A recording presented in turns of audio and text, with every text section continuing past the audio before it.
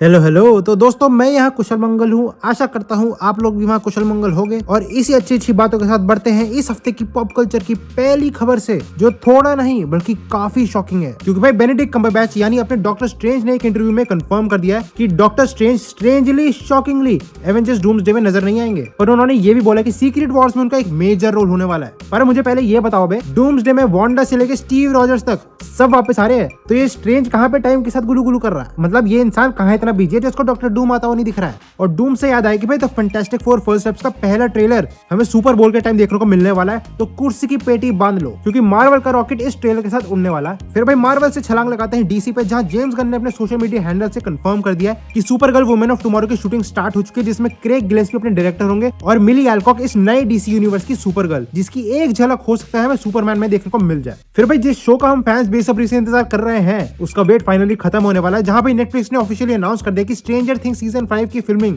Complete हो चुकी है और पोस्ट प्रोडक्शन स्टार्ट हो चुका है। और जैसा हमें पता है कि सीजन 5 इस शो का एंड है, जिसमें हमें 8 एपिसोड देखने को मिलेंगे जिनके टाइटल्स भी सामने आ चुके हैं। लेकिन सबसे एक्साइटिंग बात यह है कि भाई हर एपिसोड खुद में एक मूवी होने वाला है, क्योंकि सबका रनिंग टाइम 2 घंटे के आसपास है। मतलब भाई फुल माहौल होने वाला है। हालांकि देखो शूटिंग तो कंप्लीट हो चुकी है, पर ऐसा कोई रिलीज डेट सामने निकल के नहीं आई है अभी तक। पर नेटफ्लिक्स वेबसाइट के प्रोग्रामिंग इंटरफेस से, हालांकि क्या होता है मेरे को नहीं पता, वहां से सीजन 5 की रिलीज डेट 27 नवंबर सामने निकल के आ रही है। पता नहीं कितने ही इंटेलिजेंट लॉन्डो ने काम करा है, पर अगर ये डेट सही है तो भाई ठंड के दिनों में अपसाइड डाउन जाने में एक अलग ही आनंद मिलने वाला है। और भाई इसी के साथ पता चला कि ये साल हॉरर फिल्म्स के लिए काफी अच्छा गया है, जहां भाई 1987 के बाद पहली बार ऐसा हुआ है कि 3 हॉरर फिल्म्स नॉस्फेरातु, द सब्सटेंस और एलियन रोमुलस, जो एक ही साल में रिलीज हुई, ये तीनों ऑस्कर्स के लिए नॉमिनेट हो चुकी हैं अलग अलग कैटेगरीज में। और इसी के साथ हम अपना विदेशी सेगमेंट खत्म करते हैं और बढ़ते हैं देसी समाचारों की तरफ, जहां अभी ऑलमोस्ट कंफर्म हो चुका है कि कार्तिक आर्यन की अपकमिंग रोम-कॉम मूवी तू मेरी मैं तेरा तू मेरी की लीडिंग एक्ट्रेस अनन्या पांडे होंगी। हालांकि अनन्या पांडे से पहले शर्वरी वाघ का नाम भी सामने निकल के आ रहा था, पर कार्तिक भैया को अपना पुराना प्यार जो याद आ गया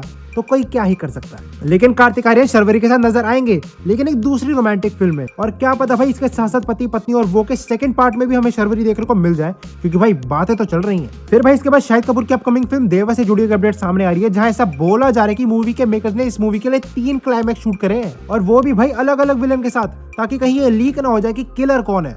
इंटेलिजेंस देख रहा है विनोद? मतलब भाई पहले तो मुझे यह बता कि मूवी की एंडिंग के लिए पागल हो कौन रहा है, कौन जानना चाह रहा है एंडिंग? मतलब ये चीज डीसी या मार्वल वाले करें तो भाई समझ में भी आता है, अभी तुम देवा के साथ कर रहे हो, कमाल है यार। और अगली अपडेट पर आने से पहले भाई सब लोग सामने से हट जाओ जल्दी जल्दी, क्योंकि भाई अपना रांझना भागते भागते आ रहा है तेजी से तेरे इश्क में डूबने के लिए, लेकिन बेचारा कुंदन बन के नहीं बल्कि अनस्टॉपेबल शंकर बन के। और इस बार प्यार के लिए कुर्बान शंकर नहीं होगा बल्कि मुक्ति होगी, जिसको कृति सेनन प्ले करने वाली है। और इस मूवी को भी आनंद एल राही डायरेक्ट कर रहे हैं, तो भाई वही जुनून, वही पागलपन और वही ड्रामा देखने के लिए तैयार हो जाओ, क्योंकि भाई सच में ये दोनों एक्टर्स की जो इंट्रोडक्शन वीडियोस निकल के आई हैं भाई साहब बहुत इंटेंस है। और आई होप जो एक्सपीरियंस लोगों को रांझना के टाइम हुआ था वैसा दोबारा हो। बाकी मूवी रिलीज होगी 28 नवंबर को, बहुत ज्यादा दूर है पर डेट अभी से मार्क कर लो। फिर भाई अगली कोई अपडेट नहीं है, बस जाते जाते 2025 की one of the most anticipated movie Chhaava की बात कर ही लेते हैं, जिसमें भाई सब लोग बोल तो रहे हैं कि विकी कौशल है, पर मुझे तो भाई कहीं दिख नहीं रहा कि विकी कौशल कहाँ है ट्रेलर में। किसी को दिखे तो भाई टाइम स्टैम्प भेज देना कि यहाँ है, क्योंकि भाई मुझे तो लिटरली हर सीन में छत्रपति संभाजी महाराज ही नजर आ रहे थे। और इस चीज से पता चलता है कि भाई विकी कौशल से बड़ा एक्टर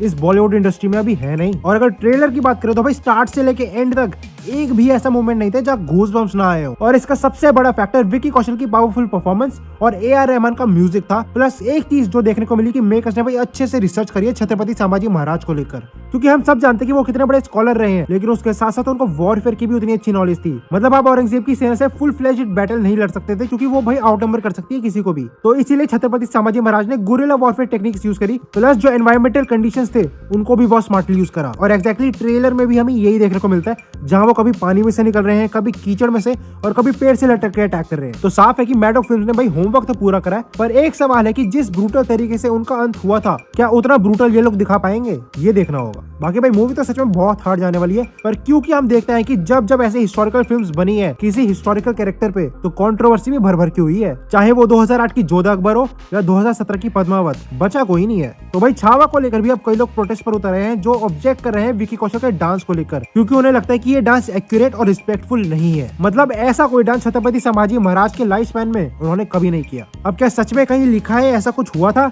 या क्रिएटिव लिबर्टी के नाम पे मेकर्स ने ये डांस बीच में घुसाड़ दिया? ये कहना मुश्किल है। पर जो भी हो, मूवी तो भाई एक अलग ही एक्सपीरियंस प्रोवाइड करने वाली है, तो हो सके तो भाई थिएटर में जाके देखो इसको। बाकी भाई इसी के साथ इस हफ्ते की पॉप कल्चर से जुड़ी खबरों का सिलसिला यहीं खत्म होता है और वीडियो एंड करेंगे एक बहुत ही बेहतरीन डायलॉग कम शायरी के साथ, जिसको मैं डेडिकेट करना चाहूंगा अपने सिंगल भाई लोगों को, फ्रेंड जोन वाले भाई लोगों को और कतार में खड़े अपनी बारी का इंतजार करते हुए वाले भाई लोगों को। तुम्हें मोहब्बत है मुझसे, मैं जानती हूँ, मगर इश्क ही मुझको भी हो ये जरूरी तो नहीं। तुम अपनी वहशत में उठा लो शहर सर पे, मैं भी दर्द में करा हूँ ये जरूरी तो नहीं। लाजमी है कि तुम्हारा खैस डराए मुझको,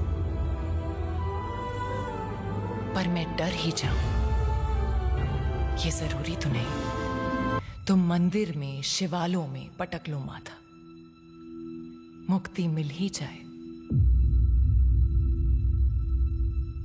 ये जरूरी तो नहीं।